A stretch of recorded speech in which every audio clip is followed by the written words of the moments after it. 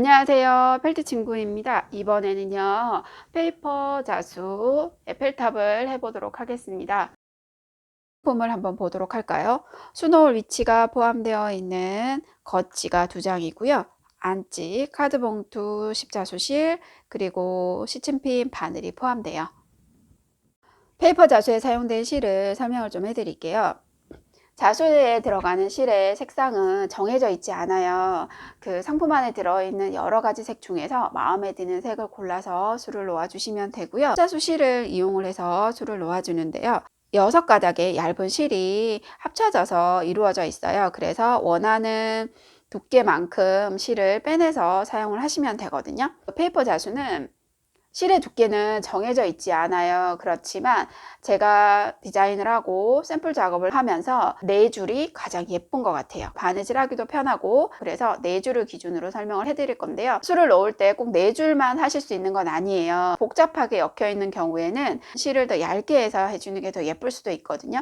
상황에 따라서 조금씩 다르게 쓴다고 생각을 하시면 될 것 같아요. 일단 저는 4줄로 바느질 할 수 있도록 설명을 좀 해드릴게요. 4줄로 바느질 하기 위해서는 6가닥의 십자수 실에서 2가닥을 먼저 분리하셔야 되세요. 십자수 실이 이렇게 길죠. 긴데 분리를 하실 때는 가운데서부터 하시면 되고요. 가운데를 이렇게 살짝 펴보시면 실이 6가닥이 보이실 거예요. 이 6가닥 중에서 2가닥만 이렇게 분리를 하셔서, 자, 실을 이렇게 양쪽 손으로, 2손으로 이렇게 직선 형태로 살짝 당겨서 잡으시면서 2가닥을 이렇게 당겨 주시면 돼요. 급하게 하시면 안 되고요. 살살 당겨 주셔야지 실이 엉키지 않거든요. 이쪽이 다 됐고요. 반대쪽도 마찬가지로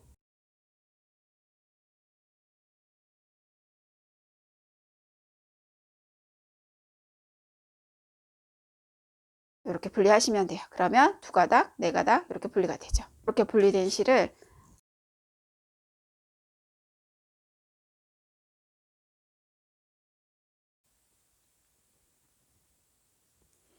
바늘에 끼고 여기 양쪽 끝부분을 묶어 주시면 돼요.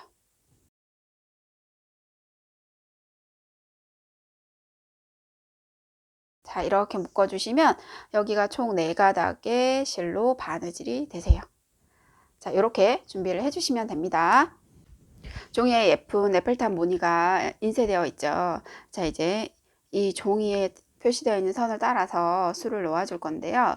에펠탑 같은 경우에는 좀 복잡하기 때문에 술을 놓으실 범위를 먼저 정하시는 게 좋아요. 제가 샘플을 좀 보여드릴게요. 자, 요거는 테두리 선만 술을 놓아준 거예요. 테두리 선만 술을 놓아줘서 이렇게 크게 보이는 부분만 해준 거고, 나머지 부분들은 안쪽에 있는 이 그림만으로도 무늬가 되기 때문에, 자, 이렇게 하실 수도 있고요. 자, 이거 같은 경우에는 이 안쪽 선을 전부 다 술을 놔줬어요. 그래서 지금 까만색으로 표시된 선이 하나도 안 보이잖아요. 이 에펠탑 안에 이거는 다 이 안쪽에까지 다 술을 넣어준 거기 때문에 어느 부분까지 술을 넣을지 먼저 정하시는 게 좋아요. 만약에 테두리 선만 이렇게 놓는다고 하시면 그게 상관없이 그냥 테두리 선만 술을 넣어 주시면 되고요.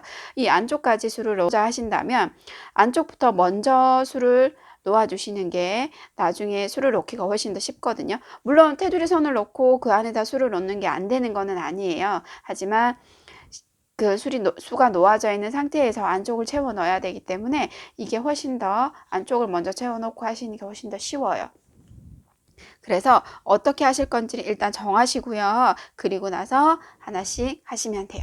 저는 이렇게 전체를 다 채우는 형식으로 한번 해보도록 할게요. 안쪽부터 먼저 한다고 말씀을 드렸죠. 그러면 이 안쪽에 여기 보이시는 요 선하고 이 부분을 먼저 해볼 거예요. 그 술을 넣을 때 술을 넣는 위치를 먼저 표시를 해 주셔야 되는데, 저희가 사실 이 상품을 기획을 할 때 이 안쪽 부분까지는 술을 넣지 않는 걸로 기획을 했었어요. 여기 이 꼭지점 부분들에는 다 지금 선에 있는 구멍이 따로 표시가 되어 있지는 않아요. 그런데 지금 안쪽에 것까지 술을 먼저 놓아 볼 거기 때문에 점에 먼저 구멍을 뚫어 주셔야 되는데, 이거는 여기 선, 요 선의 끝, 여기 하나, 반대쪽에 하나, 이런 식으로 구멍을 뚫어 주시면 돼요. 천이나 수건 등을 깔아 두고요. 술을 놓을 부분을 이렇게 바늘로 꼭 찍어서 구멍을 내주시면 되거든요.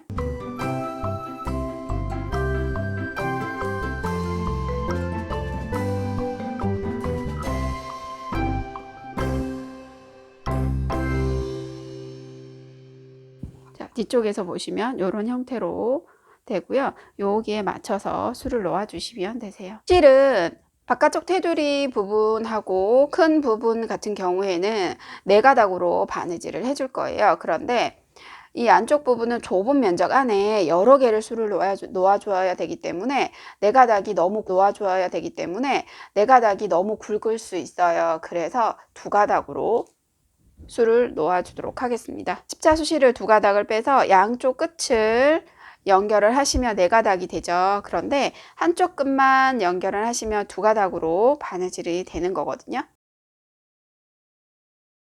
자, 표시한 위치로 실을 넣어 주시고요.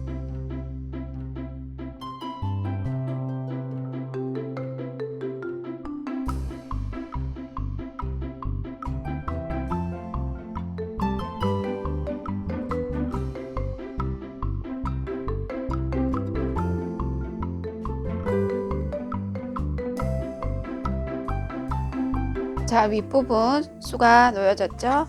이제 아랫부분 지그재그로 술을 놓아주도록 할게요.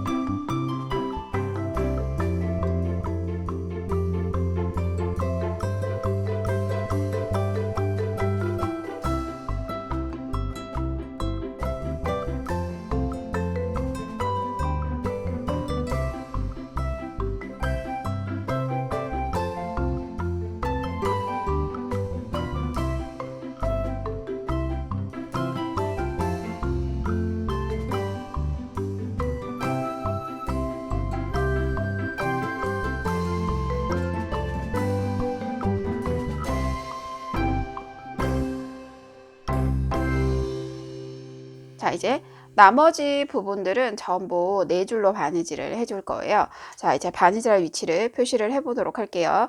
이번에는 여기 표시되어 있는 점들을 따라서 구멍을 내주시면 되세요. 전체적인 테두리 선하고 이 안쪽 선을 전체적으로 다 테두리 선을 넣어주시면 되거든요.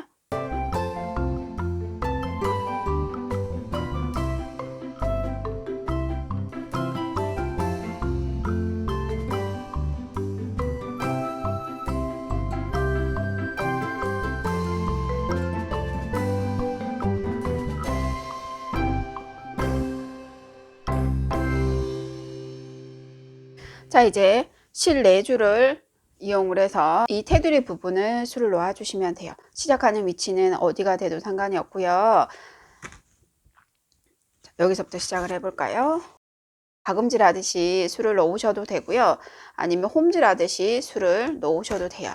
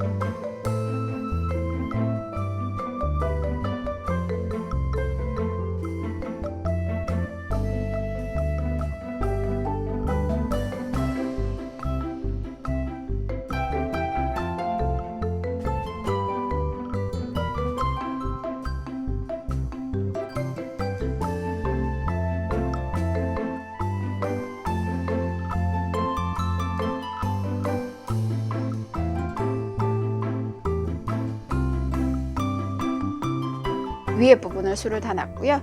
이제 밑에 부분 수를 놔볼게요.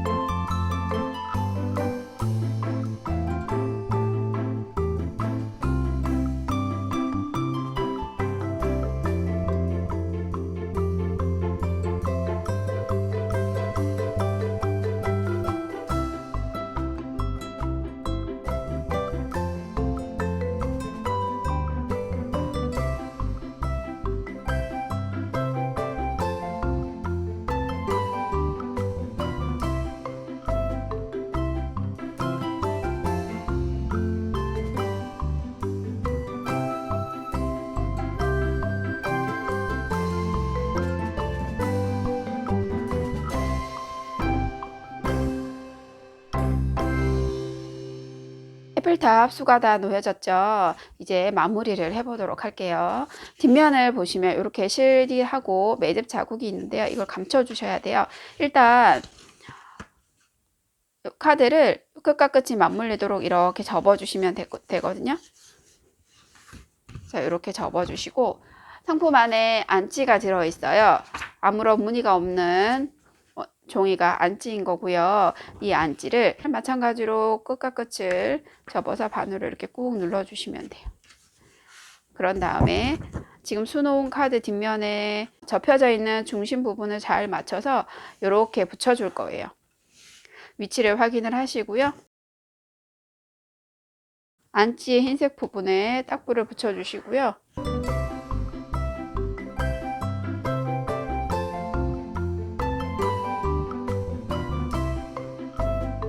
중심을 잘 맞춰서 붙여주시면 되세요.